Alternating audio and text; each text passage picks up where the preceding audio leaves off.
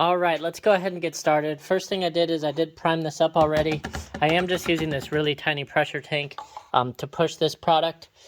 We could double up these two pumps here so you could see the XL filler if you want. However, I kind of like the pressure tank. It's just still just one tubing and you're ready to go, especially with a topical like this.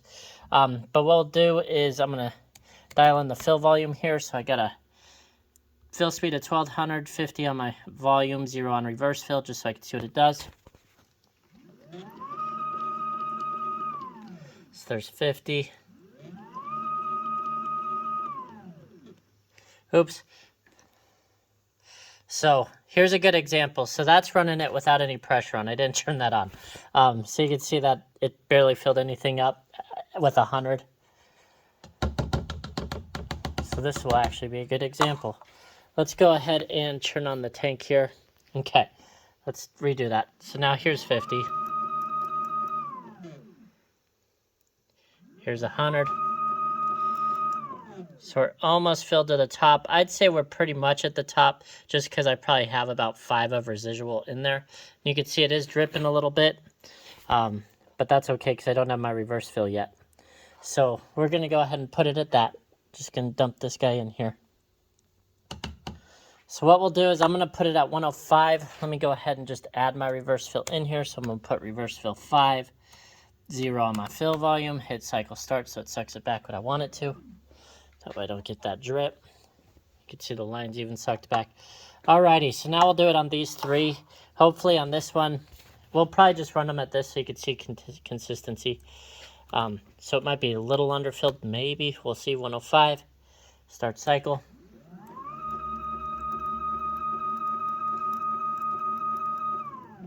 So yeah, a little underfilled. I'll bring it up on the next one here. So the next 2 are better.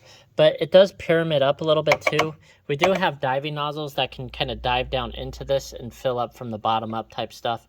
A lot of lotion people do it that way. Let's go ahead. I'm just going to add another, gosh, we'll add another 10 to it maybe. Let's go 8, or we'll go, I'm going to go 12. All right. So these 2 should be pretty much right on the money here. Hopefully it doesn't overfill.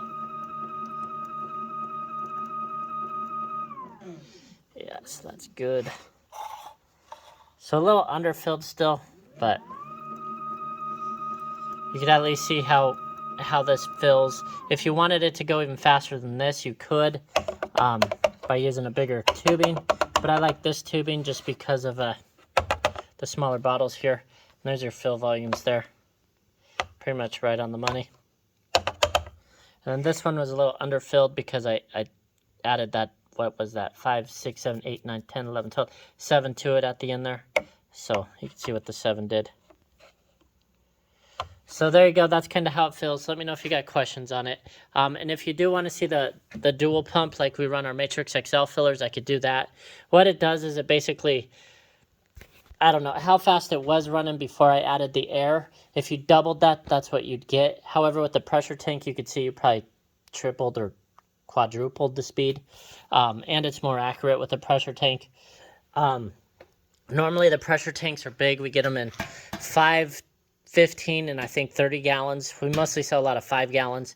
However, this one's kind of an old version. The new version's a conical tank, so you get all your product out of it. Let me get around here.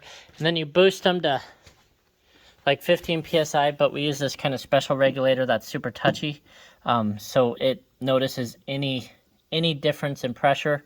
And you basically, I got this guy boosted at, what, 13 PSI. You could go up to 15. So that's kind of how it works. Let me know if you got questions on it, but it's pretty much a really easy way to run these guys. Thanks.